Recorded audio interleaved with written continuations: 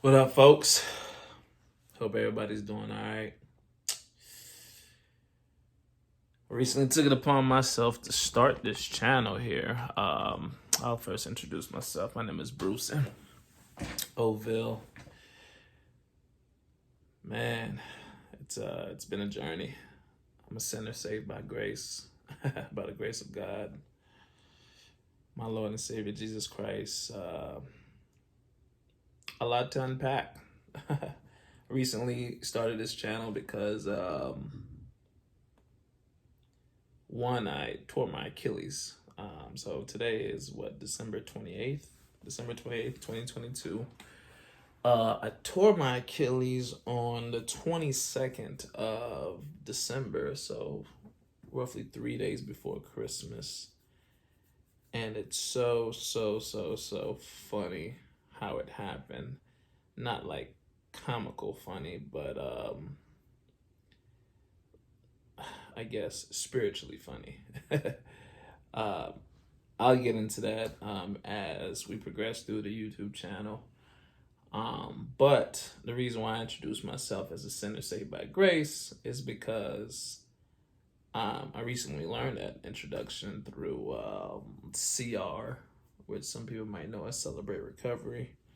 I didn't know anything about Celebrate Recovery, but once again, I'll probably get into that. Recently discovered it. So some of you might know about Celebrate Recovery, some of you might not. But nonetheless, we'll dive into that in due time. But yeah, so on the 22nd of December, I tore my Achilles. Me being the person that I am, I like to stay active. I like to always be moving. One of my hobbies, one of my many hobbies, is going to the gym. So obviously, I'm restricted on what I can do from a physical standpoint, but being the person that I am, if there are physical restrictions, then I need to channel the areas in my life that are not restricted, which is speaking.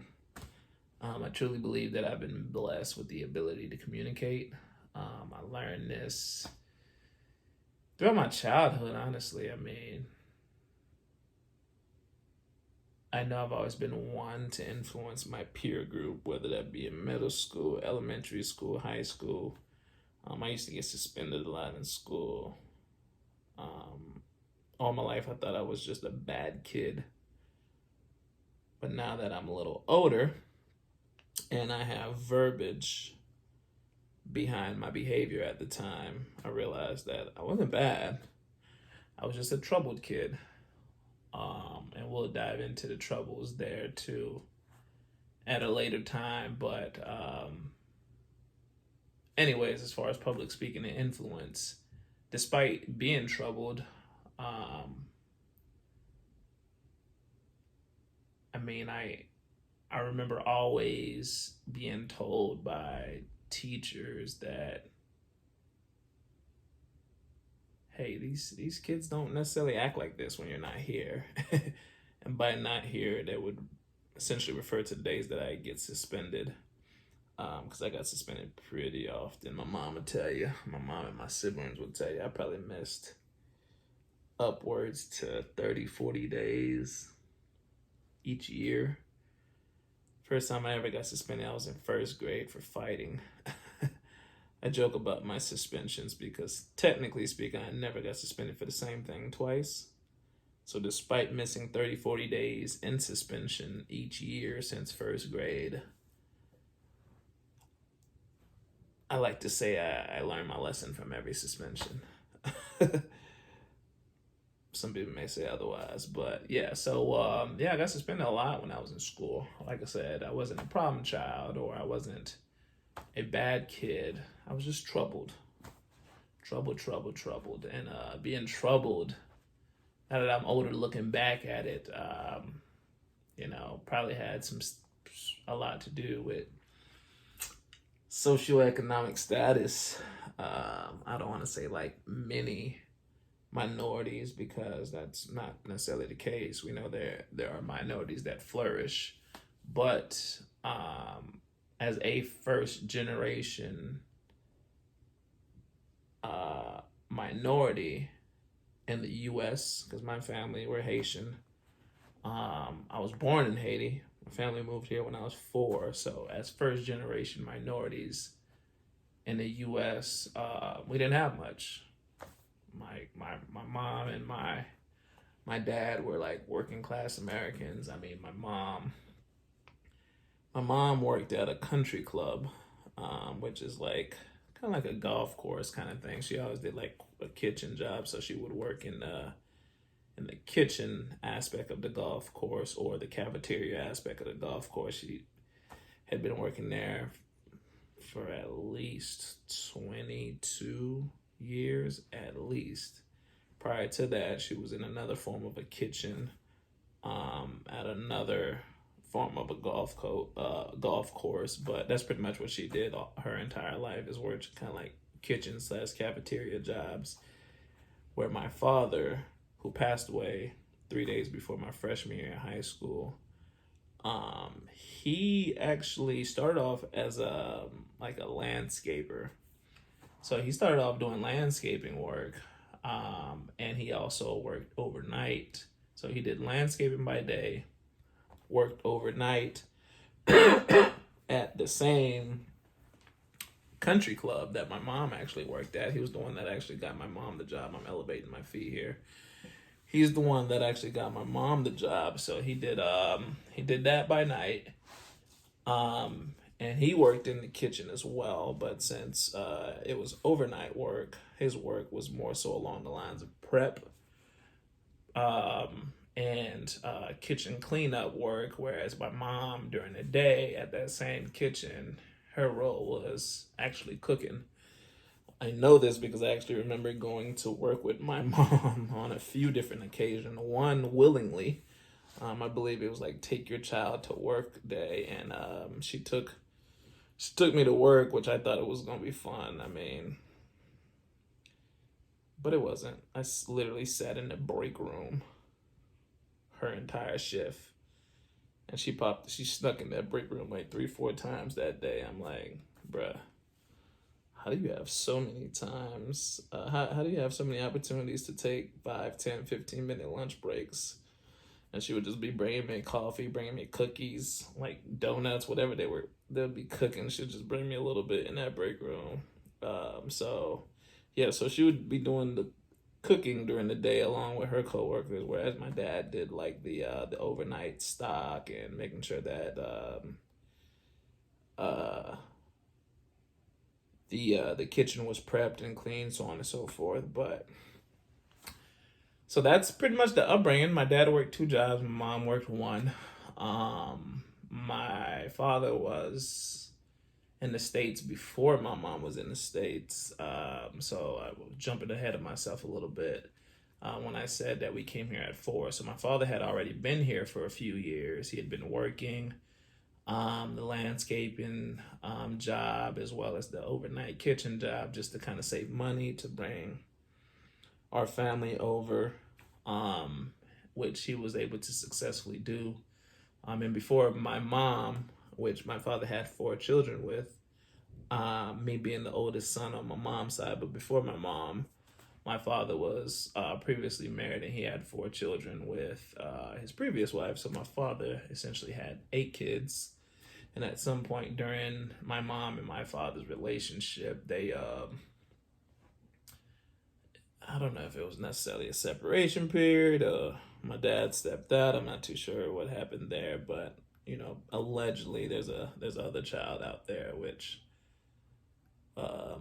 is alleged. My father's no longer around, so unfortunately it's not as easy as possible to ask about it. But anyway, so when my father first had the means to bring us over here, he did so by bringing the 8 kids over here.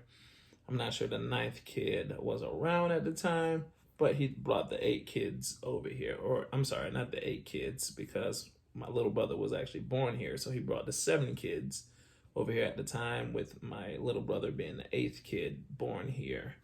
So I was 4 years old.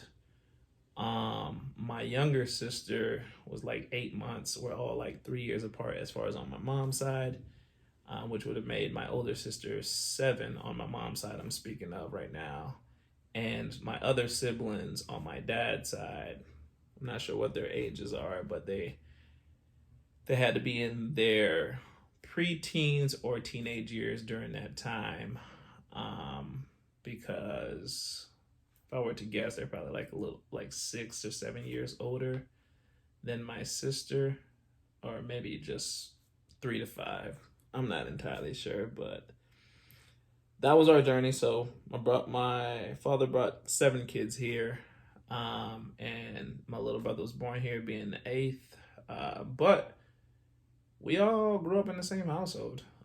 We all grew up in the same household, and unfortunately, we're not too close. Our family dynamic is not anywhere near what it should be. And I say should be because I think about my wife's family dynamic, which I'll get into that, and I'll also talk about my wife in a little bit here shortly. But I think about my wife's family dynamic and how she has 2 sisters, no brothers, so it's the 3 of them. But mom and dad are still together, and they had three kids, 3 women. But I look at how they communicate with each other, and while I don't know what family is truly supposed to look like, I can assume it's supposed to look like that instead of what it actually looks like for us. But nonetheless, that's just our reality, and we can't change it, right? So I say all that to say we all grew up in the same house, me and all my siblings. Yet we're not close. All of my siblings are still around, thankfully. The only person in our immediate family that we no longer have around, as I explained earlier, is my dad. And it's so intriguing because my siblings, who was raised by my mom for the majority of their life, it's interesting because there's a weird dynamic there. I know they have love for my mother, but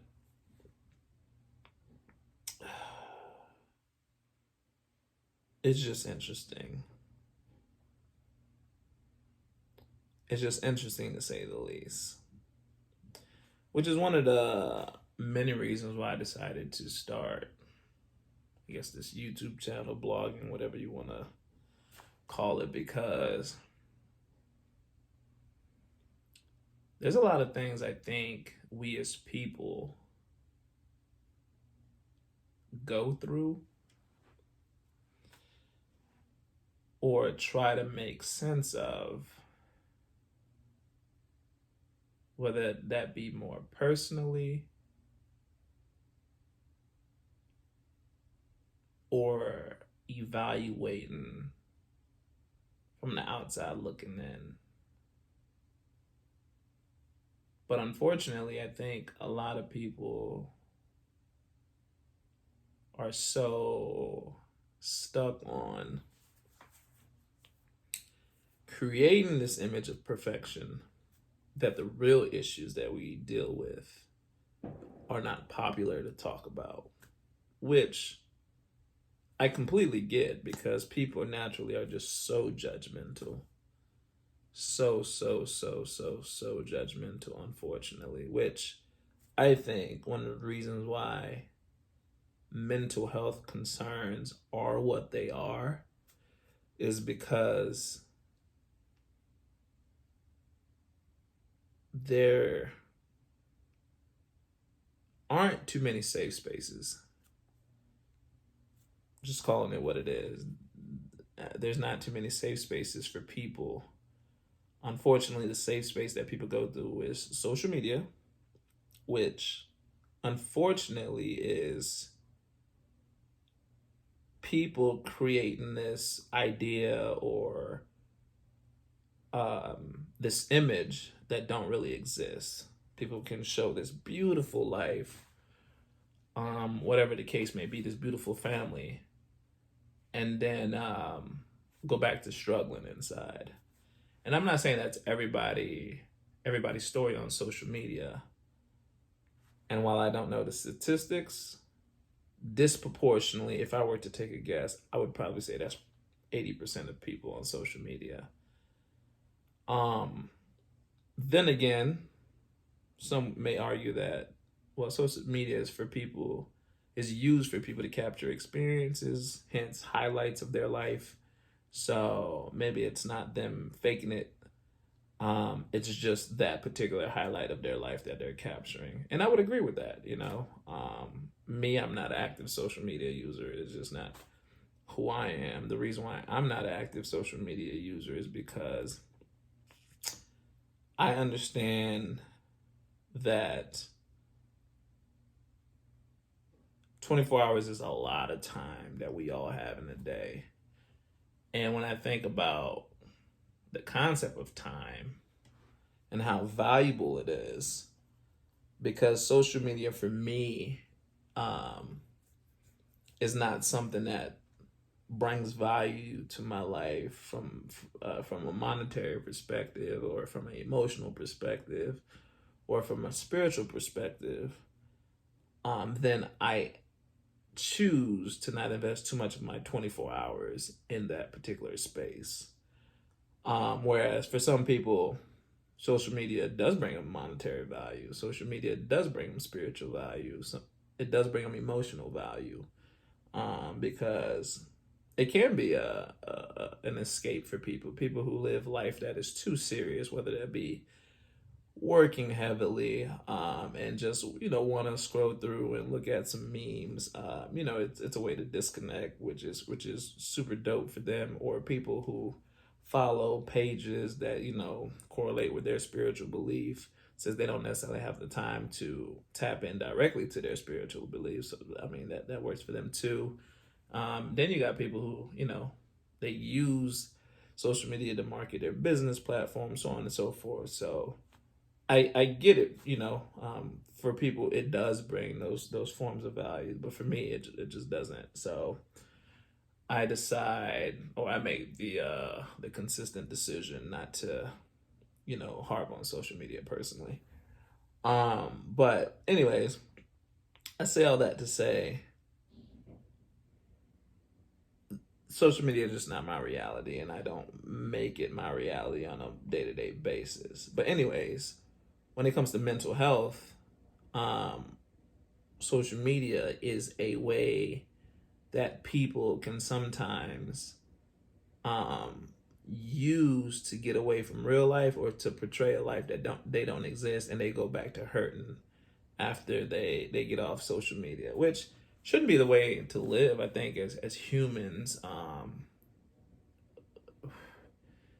biblically speaking, we're meant to have community. Like man is just not meant to do life alone. Whether that be having a companion or having social groups or whatever the case may be, sense of community, we're just not meant to do life alone. So I do believe social media can be a sense of community, but I also believe that it doesn't always have to be a sense of community. Yo, but yeah, teach his own with that. But I just wish that people don't necessarily I guess fake what they go through, or hide and harp on real things that they feel, and don't continue eating into the mental health like it actually does in our society. More recently, I saw that, which I didn't know this individual, I didn't follow this individual, I didn't know anything about them, so I'm just kind of speaking broad. I saw that a father, a husband, and a entertainer in Twitch who I guess served as a DJ on the Ellen DeGeneres show. Don't attack me if I get any of this wrong, because I don't know that this individual. More recently, I saw that there were reports allegedly saying that this person took their life, and it's sad. I think it's so sad. While you never know what people are going through, being perfect, not being perfect, but for everyone else to create this image of perfection is not, is also not healthy, especially for people who really want to find a safe space but just can't find a safe space. So it was sad just to see that story, and I really hope and pray that the family can find peace, can find comfort, can find a hope during this stage. I mean, I empathize with those children. Well, really sympathize, honestly, because I've been in that situation. Like I said, my father passed away 3 days before my freshman year in high school. And these are children that he left behind. I've been there.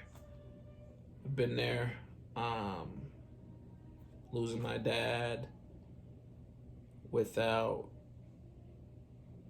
any signs of him having or going to leave us soon. I've been there where, we don't know what's next. Obviously, when we look at the societal structure of family, men are typically the head of households. I'm not too sure if this was the case in that household, but if it was, I've been there. My father, as I explained earlier, he worked 2 jobs. So he was the main financial provider of our family, and to lose him at that stage of our life, already not having too much, really took the rug off under our feet.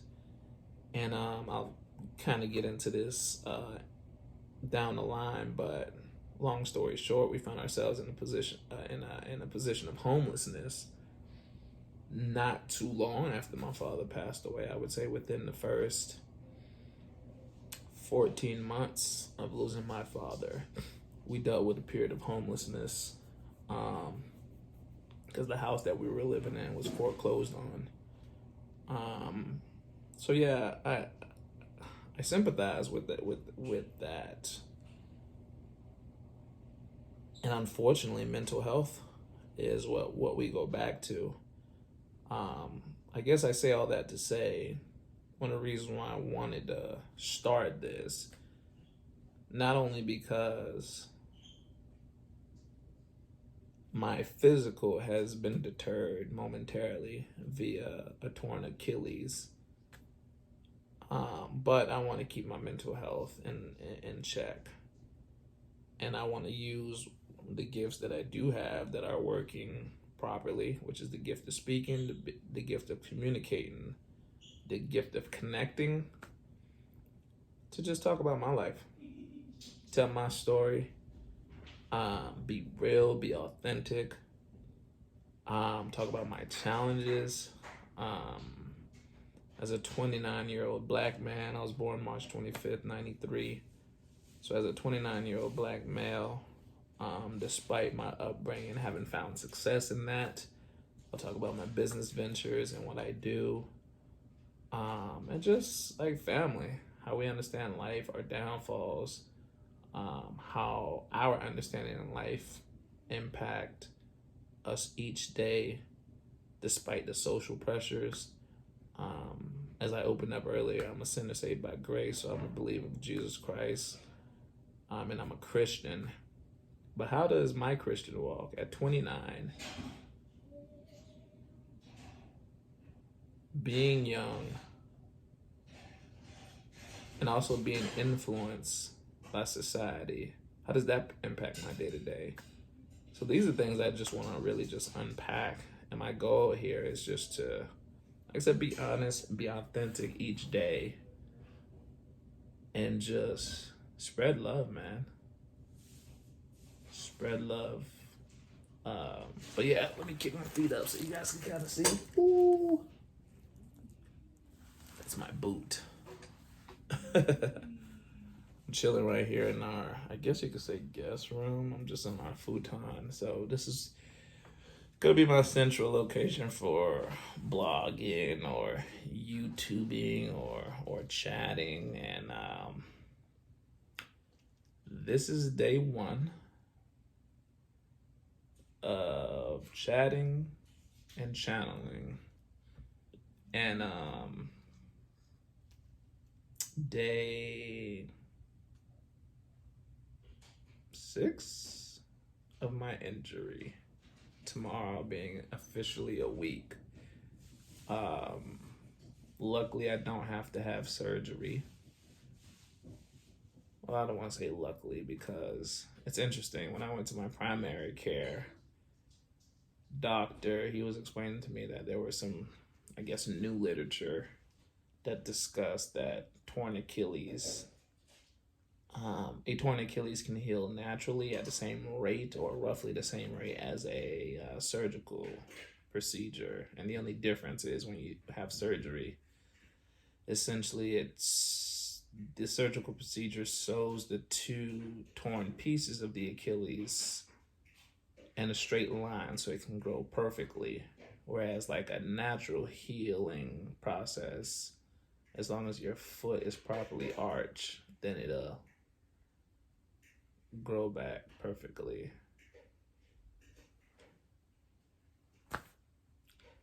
That's what my man told me.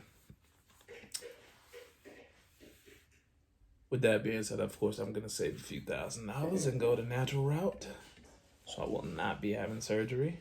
But I really hope that is the case. And but I recognize that the healing power is within my Lord and Savior Jesus Christ. So regardless, I'll be good. But that's kind of like a brief introduction. So yeah, we'll chat.